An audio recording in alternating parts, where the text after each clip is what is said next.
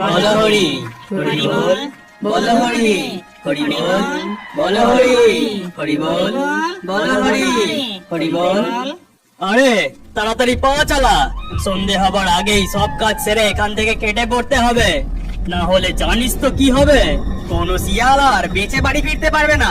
চল চল তাড়াতাড়ি পা চালা। তারপর সব শিয়ালরা পা চালিয়ে শ্মশানের দিকে এগিয়ে যায় এবং সেখানে গিয়ে চিতায় আগুন দেওয়া হয়। তখন প্রায় সন্ধে নেমে এসেছে।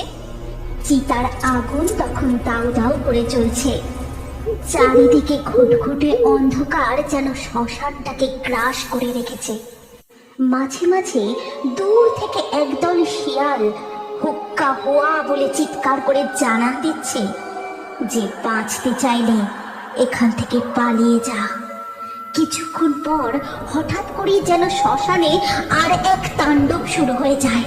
প্রচন্ড জোরে দমকা বাতাস বইতে থাকে, গাছের ডাল হুড়মুড়িয়ে ভেঙে পড়তে থাকে।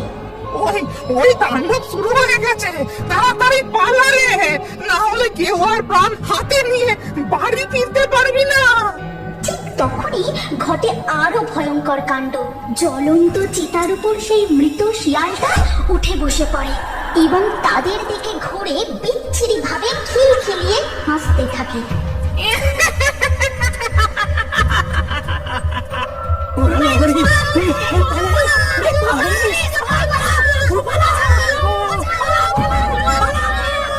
নিমতলের এই শ্মশানে এমন সব ভুতুড়ে কাণ্ড ঘটে, সেখানে দিনের বেলাতেও কোনো শিয়ালের আসতে গা ছমছম করে। একা তো সেখানে কেউ আসার সাহসই করে না, আর ভুল করেও যদি সন্ধ্যের পর সেখানে কেউ আসে, সে আর নিজের প্রাণ হাতে নিয়ে বাড়ি ফিরতে পারে না এবং অত্যন্ত মর্মান্তিক ভাবে তার মৃত্যু ঘটে। কারণ সেই শ্মশানে বাসা বেঁধেছে অপঘাতে মৃত্যু হওয়া এক পেতনি আর শাকচুন্নি। ধুর ধুর, আর এইসব আধপোড়া পচা মাংস খেতে ভালো লাগে না। কতদিন হয়ে গেল কাঁচা মাংস খাইনি, কাঁচা রক্তের গন্ধও পাইনি। কেউ তো আর এই শ্মশানের মধ্যে একা আসেই না। কোনো তান্ত্রিক শিয়ালও আর এই শ্মশানে যজ্ঞ করতে আসে না যে তাকেও মেরে ঘাড় মোটকে রক্ত চুষে খাবো। কাল কৌশিকী অমাবস্যা, কালকে আমাদের শক্তি আরো দ্বিগুণ হয়ে যাবে। কালকে একটা না একটা শিকার ধরতেই হবে। পরের দিন সকালে বাজারে জ্যাকি শিয়ালের মুরগির মাংসর দোকানে পাশের জঙ্গলের রাজু শিয়াল আসে এবং বলে, এই যে জ্যাকি শিয়াল, তা মুরগির মাংস কত করে কিলো নিচ্ছ? আগে কাটা নিলে 220 টাকা কিলো, আপনি যদি গোটা নেন তাহলে দামটা একটু কম হবে। তা কত কিলো দেবো রাজু মশাই? আরে না না, এখন নেব না। আজ রাতে আমার বাড়িতে একটা ছোট অনুষ্ঠান আছে। আমার 2 মেয়ে সোনা আর রূপার জন্মদিন। এই 10-12 কেজি মাংস আজ সন্ধ্যা বেলার মধ্যে আমার লাগবে। তা তুমি আমার বাড়িতে ডেলিভারি দিয়ে আসতে পারবে তো? কোনো চিন্তা করবেন না রাজু শিয়াল মশাই, ঠিক সময়ে মাংস আপনার বাড়িতে পৌঁছে যাবে। আপনি শুধু ঠিকানাটা দিয়ে যান। কিন্তু নিমতলার শ্মশান পেরিয়ে আমার বাড়ি, তা তুমি পারবে তো? জ্যাকি শিয়াল কি যেন একটা মনে মনে ভাবে, তারপর বলে, আমারও তো ভূতে ভয় নেই বাবু, আপনার কোনো চিন্তা নেই। সন্ধ্যের আগে আপনার বাড়িতে মাংস ডেলিভারি হয়ে যাবে। সন্ধে হবার ঠিক আগে আগেই জ্যাকি শিয়াল তার ঠেলা গাড়িতে গোটা 6-7 মুরগি ভালো করে বেঁধে রাজু শিয়াল মশাইয়ের বাড়ি যাওয়ার জন্য তৈরি হচ্ছিল। না, সন্ধে হবার আগেই মুরগিগুলো ডেলিভারি দিয়ে ফিরে আসতে হবে, না হলে ওই শ্মশান পেরিয়ে আর পেরানটা নিয়ে বাড়ি ফিরতে পারবো না। তার উপর আজ আবার কৌশিকী অমাবস্যা, আজ আবার ভূতেদের শক্তি দ্বিগুণ হয়ে যায়। যাই, বেরিয়ে পড়ি। তারপর সে ঠেলা গাড়ি নিয়ে রাম নাম জপতে জপতে রওনা দিয়ে দেয়। ভূত আমার পুত, পেতনি আমার ঝি, রাম লক্ষণ বুকে আছে, ভয়টি আমার কি? না না, ওই নিমতলার শাকচুন্নি আমার কোনো ক্ষতি করতে পারবে না। এই হাতে আমার মা দুলি আছে, কিচ্ছু ক্ষতি করতে পারবে না। না না, যাই যাই। খাও মাও খাও, শিয়ালের গন্ধ পাও। ঠিকই ধরেছে, শিয়ালের মাংসের গন্ধ, তার সাথে মুরগিরও ডাক শোনা যাচ্ছে। নিশ্চয়ই কোন শিয়াল এদিকেই আসছে। আসতে দে বেটাকে, ঘাড় মুটকে বেটার রক্ত চুষে খাবো। ঠিক তারপরে জ্যাকি শিয়াল সেই শ্মশানের মধ্যে ঢুকে শেওড়া গাছতলার সামনে আসতেই পেতনি আর শাকচুন্নি তার সামনে ঝপ করে ছাপ মারে। হঠাৎ ভয়ানক এই দুই ভুতুড়ে চেহারা দেখে জ্যাকি শিয়াল ঠেলাগাড়ি নিয়ে থমকে দাঁড়িয়ে যায়। আমাকে ছেড়ে দাও, আমাকে মেরে দাও, আমি সামনের জঙ্গলে এই মুরগিগুলো ডেলিভারি দিতে যাচ্ছি, আমার কোনো দোষ নেই। তোমরা চাইলে এখান থেকে একটা মুরগি নিয়ে যেতে পারো, আমাকে ছেড়ে দাও, আমাকে মেরে দাও। একটা মুরগি নেব? এই বলেই শাকচুন্নি তার লম্বা হাত বাড়িয়ে জ্যাকি শিয়ালের ঘাড় মুটকে দেয়, আর সে সেখানেই মারা যায়। তারপর পেতনি আর শাকচুন্নি মিলে মুরগিগুলো ছিঁড়ে কামড়ে কাঁচা মাংস খেতে থাকে। এইভাবে এক এক করে তারা সব মুরগি কাঁচা চিবিয়ে খেয়ে ফেলে।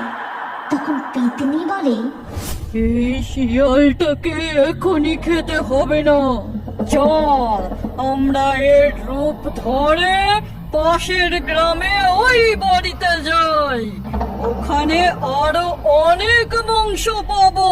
হা হা হা। কিন্তু সব মুরগি তো আমরাই খেয়ে ফেলেছি, তাহলে এখন কি নিয়ে যাব? এই দেখ আমার কামার। এই বলে পেতনি জ্যাকি শিয়ালকে একটা ছাল ছাড়ানো মুরগি করে দেয় এবং তাকে ঠেলা গাড়িতে তুলে শাকচুন্নি আর পেতনি তাদের রূপ পরিবর্তন করে রাজু শিয়াল মশাইয়ের বাড়ির দিকে যায়। সেখানে পৌঁছলে রাজু শিয়াল মশাই তাদেরকে বলেন, এই জ্যাকি শিয়াল, তুমি এত দেরি করলে? আরে কি, তুমি মোটে একটা মুরগি এনেছো? এতগুলো অতিথি খাবে কি করে?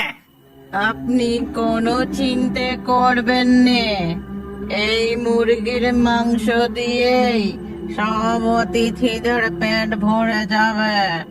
আমরা এক্ষুনি এই মুরগি কেটে দিচ্ছি, আর আমার এই হেল্পারও রান্না করে দেবে। দেখবেন সব অতিথি চেটে পুটে খাবে। এই জ্যাকি শিয়াল, তোমাকে কেমন যেন একটু অন্যরকম লাগছে। জ্যাকে, তুমি তোমার কাজটা তাড়াতাড়ি করে নাও দেখি। তারপর পেতনি আর শাকচুন্নি রান্নাঘরের দিকে যায়, আর সেখানে গিয়ে তারা দেখে নানান রকমের খাবার। তখন শাকচুন্নি বলে, কত খাবার, কতদিন ভালো মন্দ খাইনি। ঠিকই বলেছিস, আগে এই মরা শিয়ালের মাংস ওদেরকে খাবো, তারপর ওদেরকে ধরে ধরে আমরা খাবো। তারপর তারা ওই মুরগির মাংস রান্না করে সব শিয়ালদের খাওয়ায়। সেই মাংস খাবার পরেই সবাই অসুস্থ হয়ে পড়ে।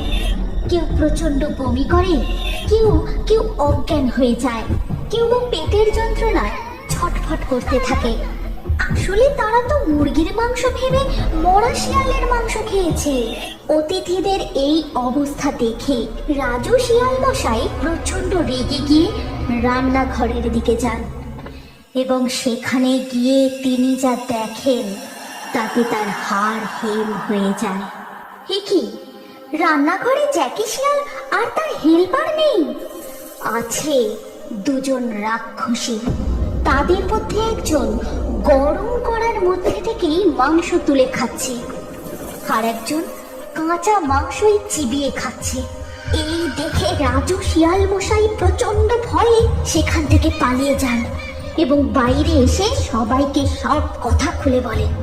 সবকিছু শুনে অতিথিদের মধ্যে একজন বলেন, এখন এই রাক্ষসীগুলোকে তাড়ানোর একটাই উপায়, জঙ্গলের বড় বট গাছের নিচে যে যোগিনী শিয়ালনি থাকে তাকেই ডেকে আনতে হবে। তিনিই পারবেন আমাদের এই বিপদ থেকে রক্ষা করতে। তারপর সবাই মিলে ওই যোগিনী শিয়ালনির কাছে যায় আর সব কথা তাকে খুলে বলে। সব কথা শুনে যোগিনী শিয়ালনি মনে মনে এক ফোন দিয়ে আঁটে। এই তো আজ আমার সাধনা সিদ্ধ হবে। এই কৌশিকী অমাবস্যার রাতে যদি ওই দুই আত্মাকে আমি বন্দি বানাতে পারি, তাহলে আমার থেকে শক্তিশালী আর কেউ হবে না। আমি যা ইচ্ছে তাই করতে পারবো। চলো তোমরা, আমাকে সেই স্থানে নিয়ে চলো। তারপর জঙ্গলের সবাই যোগিনী শিয়ালনিকে সেখানে নিয়ে যায়। তারপর সেখানে গিয়ে যোগিনী শিয়ালনি যজ্ঞে বসেন। ওম হ্রিং ক্রিং চামুণ্ডায় নমঃ। ওম হ্রিং ক্রিং চামুণ্ডায় নমঃ। বেরিয়ে আয়, বেরিয়ে আয় বলছি। আজ তোরা আমার হাত থেকে কিছুতেই নিস্তার পাবি না। অনেক অনেক দিন ধরে তোদের মতো দুই অতৃপ্ত আত্মার সন্ধান করে চলেছি। এই বলে যোগিনী শিয়ালনি তার যজ্ঞের আগুনের মধ্যে আহুতি দিতেই পেতনি আর শাকচুন্নি ছটফট করতে করতে সেখানে প্রকট হয় আর বলে, ছেড়ে দে, ছেড়ে দে আমাদের। ভণ্ড যোগিনী, তুই কি ভেবেছিস আমাদের বন্দি বানিয়ে তুই নিজের অপকর্ম চালিয়ে যাবি? কখনোই না। এই কৌশিকী অমাবস্যায় তুই আমাদের বন্দি বানাতে পারবি না। ছেড়ে দে, ছেড়ে দে আমাদের। এত বড় সাহস তোদের?